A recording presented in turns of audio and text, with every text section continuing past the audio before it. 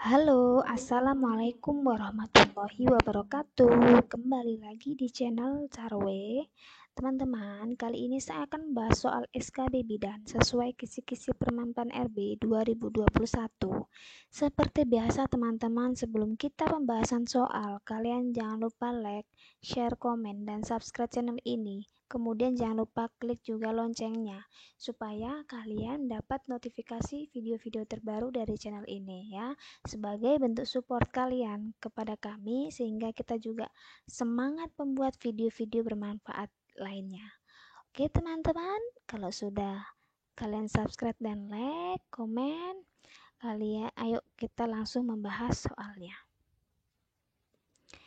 Bayi K baru saja lahir dan setelah dilakukan pemeriksaan, tampak isi rongga perut bayi menonjol keluar dan hanya dilapisi oleh peritoneum. Diagnosis yang tepat pada bayi tersebut adalah A. Omphalokel, B. Encephalokel, C. Gastritis, D. Hisprung, E. Menionkel. Jawabannya adalah A ya teman-teman, Omphalokel ya. Kalau yang tidak ada rongga perutnya, tidak ada lapisan rongga perut ya, langsung nampak keluar ya.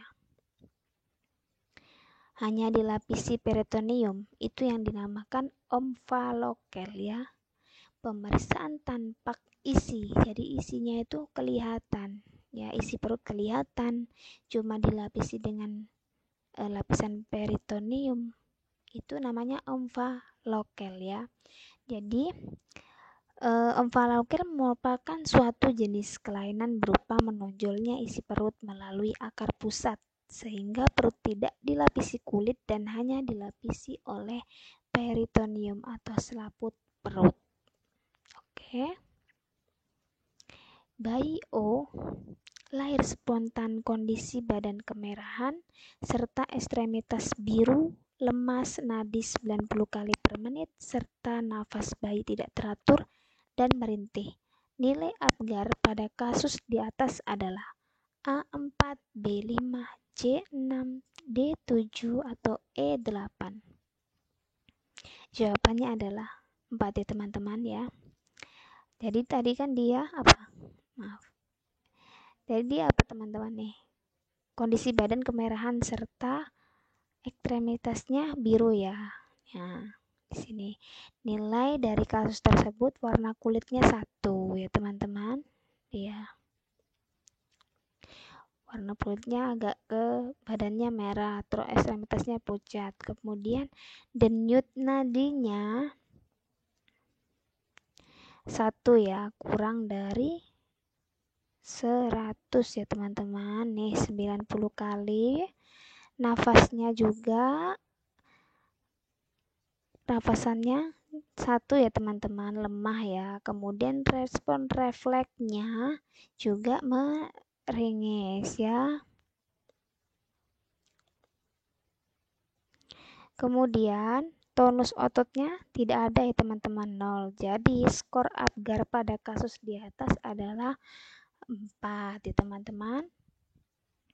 Bayi Nyonya F lahir spontan di rumah sakit. Saat dilakukan pemeriksaan, bayi menangis merintih ketika bahu ditegakkan dan kurangnya gerakan.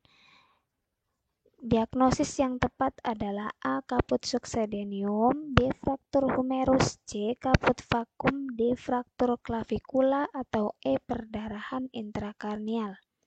Jawabannya adalah D ya, fraktur clavikula ya. Jadi di sini kan bayinya merintih nih. Nah, ketika bahu digerakkan itu kayak kurangnya gerakan, itu dia ketika digerakkan menangis, kemudian kayak kurang gerakan, itu disebut dengan fraktur clavikula ya. Pada saat pemeriksaan, bayi menangis merintih ketika bahu digerakkan dan kurangnya gerakan, mengindikasikan bahwa bayi mengalami fraktur clavikula. Fraktur clavikula itu tulang kolar ya teman-teman, merupakan cedera yang sering terjadi akibat jatuh atau hantaman langsung ke bahu. Lebih dari 80% fraktur ini terjadi pada sepertiga tengah atau proksimal clavikula. ya. Kalau bagian bahu ini adalah klavikula ya. Penyebab fraktur klavikula adalah trauma atau benturan. Kemudian tekanan atau stres yang terus-menerus dan berlangsung lama. Adanya keadaan yang tidak normal pada tulang dan usia. Tanda-tanda fraktur klavikula adalah klavikula membantu mengangkut bahu ke atas, keluar, dan ke belakang toraks. Maka bila klavikula patah, pasien akan terlihat dalam posisi melindungi bahu, kemudian bahunya jatuh ke bawah dan mengimobilisasi lengan untuk menghindari gerakan bahu. Perubahan warna jaringan yang terkena, deformitas postur tubuh atau bengkak, abnormal mobilitas atau kurangnya gerakan, kemudian menangis berhenti ketika tulang digerakkan. Pada proses persalinan, saat melahirkan lengan bayi, lengan kiri menumbung ke atas. Saat pemeriksaan keadaan bayi, sisi kiri tidak dapat digerakkan dan refleks Moro sisi kiri menghilang. Diagnosis yang tepat adalah A. Caput succedaneum, B. Fraktur humerus, C. Caput vacuum, D. Fraktur klavikula, atau E. Perdarahan intrakarnial. Jawabannya adalah B, ya, fraktur humerus. Pada proses persalinan, saat melahirkan lengan bayi, lengan kirinya menumbung ke atas. Saat memeriksa keadaan bayi, sisi kiri tidak dapat digerakkan dan refleks Moro sisi kiri menghilang, mengindikasikan bayi mengalami fraktur humerus ya teman-teman.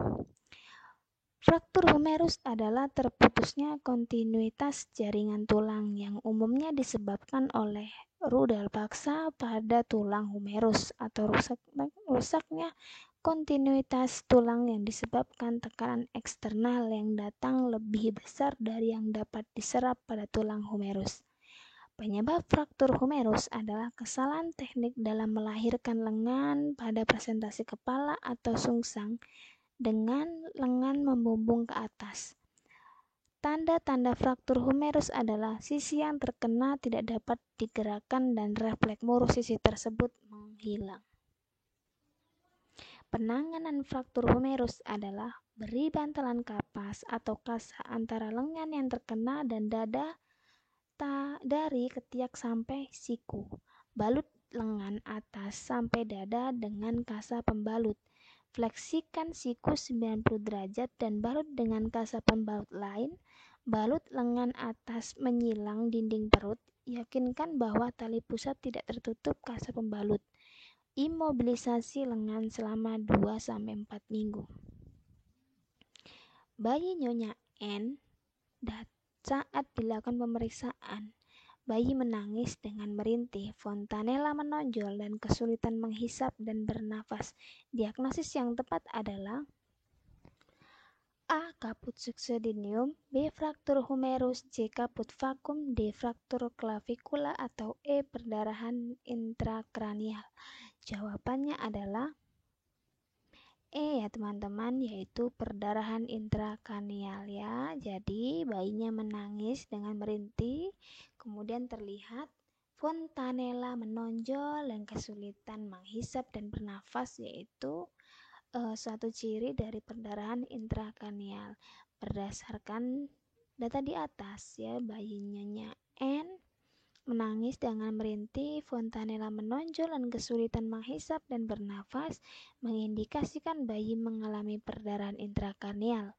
Perdarahan intrakarnial adalah cedera lahir serius yang sering terjadi pada bayi dengan kecenderungan perdarahan dan bayi yang lahir dengan penyulit. Tanda-tanda perdarahan intrakarnial ya, nanti teman-teman bisa dibaca ya. Kemudian ada tanda lain juga, bisa di screenshot kemudian dibaca ya teman-teman. Bayi Nyonya X baru saja dilahirkan di bidan praktek mandiri. Setelah 1 jam dilakukan pemberian antibiotik profilaksis untuk mencegah infeksi mata pada bayi baru lahir dan penyuntikan vitamin K1. Antibiotik profilaksis untuk mencegah infeksi pada mata bayi baru lahir adalah A. Tetrasiklin 1%, B. Vitamin K 1 mg, C. HB0, D. BCG atau E. pentabio? Gampang ya teman-teman jawabannya.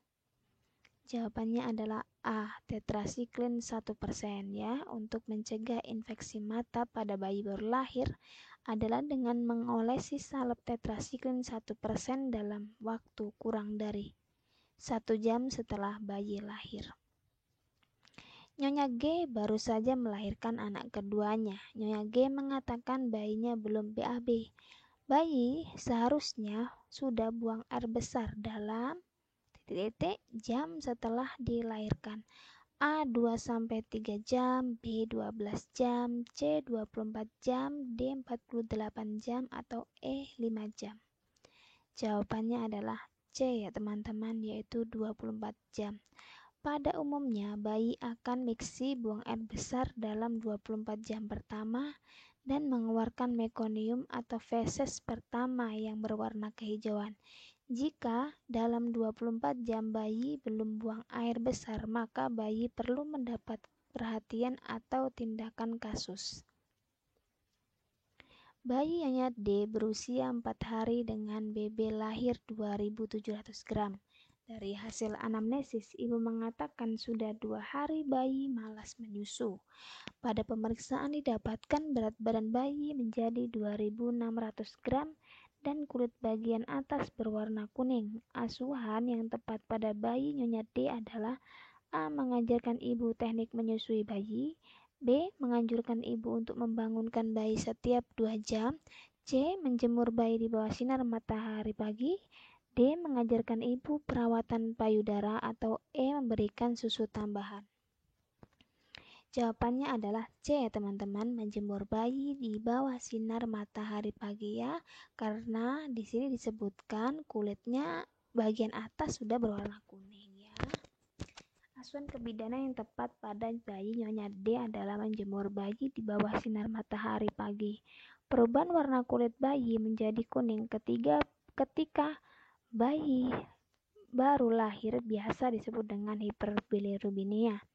Kadar bilirubin pada bayi normalnya meningkat 2-3 hari setelah persalinan, terutama pada bayi lahir prematur atau BBLR. Penyebabnya adalah bayi belum bisa mencegah sel darah merah dengan sempurna. Oleh karena itu, dibutuhkan bantuan sinar matahari untuk mencegah sel darah merah menjadi sempurna. Waktu terbaik untuk menjemur bayi sekitar pukul 8 sampai jam 9 pagi. Nyonya S datang ke bidan praktek mandiri untuk memeriksakan kehamilannya. Dari hasil pemeriksaan diketahui usia kehamilan 13 minggu. Pertumbuhan janin saat ini sudah sampai pada tahap A. Jantung terbentuk, B. Permukaan kulit merah, C. Tumbuh lanugo, D. Mulai tumbuh lengan dan tungkai, atau E. Lapisan lemak menebal di bawah kulit. Jawabannya adalah C ya teman-teman, tumbuh lanugo.